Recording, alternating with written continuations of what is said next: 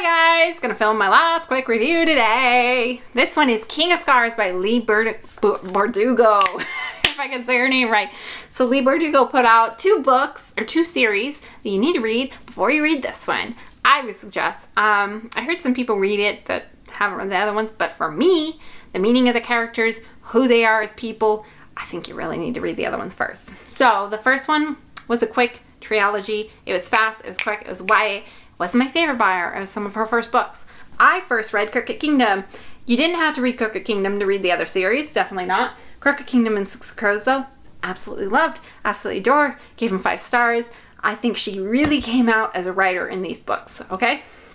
And King of Scars is written in that style of fashion because she got rave reviews for those ones. The original Grisha trilogy, though, is essential, I think, to understand this story and where it starts off and who these characters mean. So, it starts off with Nikolai. He is now the king of Ravnica, and he is trying to make it safe for Grisha, you know, and he doesn't want the darkness to come back anymore. The other lead story in this is told by Zoya, and Zoya was not a main character. She was more of a low-lying character in the original Grisha trilogy. Kind of didn't like her because the Sun Summoner didn't really like her. So Zoya's character really evolves in the book, and she, I think, became my favorite character in this book. She ends up trumping Nicholas, or Nikolai, however you say his name.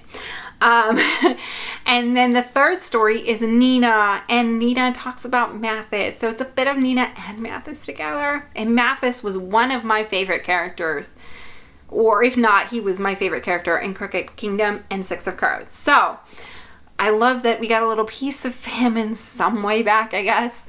And Nina, I loved her story as well. I gave it 4 stars instead of 5 stars because I did love the writing. I think Leigh Bardugo is a phenomenal writer. I love this universe she has created. And but I didn't give it as high as Crooked Kingdom as Six of Crows because a few little things. Number 1, the other storyline she's always written always kind of had a plot. You knew from the beginning. This one didn't have much of a plot.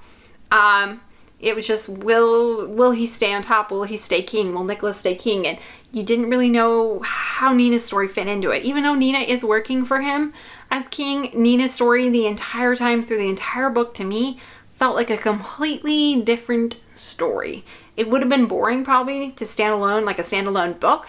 I'm glad I got to read about Nina, but it didn't ever mesh in well.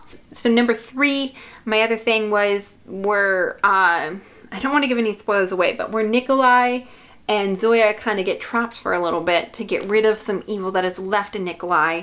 I thought that part of the story was a little bit boring and a little bit slumped. I also thought, because there wasn't a main focus and a main plot feature and a main driven point, I kind of fell asleep reading this a lot because I knew the character so well. It was easy to read. I loved her writing. It was smooth, easy. So I kind of fell asleep. And it is a longer book to get through. All her books feel a little bit longer to get through. Maybe it's because they're fantasy. But the pros is I came to love Zoya. And she was a completely different character than I thought she'd be. You get a little more about her past, her history, and why she used men the way she used men. You got to hear about all the characters and see what they were doing. You got to check up on them from the Grishaverse. And then also you got to hear about Nina, which of course I did absolutely love. I did love the romances going on, and she doesn't give it away. Once again, she's very good at dragging romances out, and they never actually get together or anything, so we'll see what happens in the second book. And of course I also love Mathis, but the best part of the book was the ending, the twist ending. She did a really good job at it. I didn't see it coming, and I'm gonna read the next one because of the ending. So I gave this book 4 out of 5 stars, and I would recommend it if you like Six Crows, if you like Crooked Kingdom, if you like the Grishaverse. I would highly recommend it. I would just recommend reading them first. And I will see you guys in the next simple quick review. See you guys next time. Bye.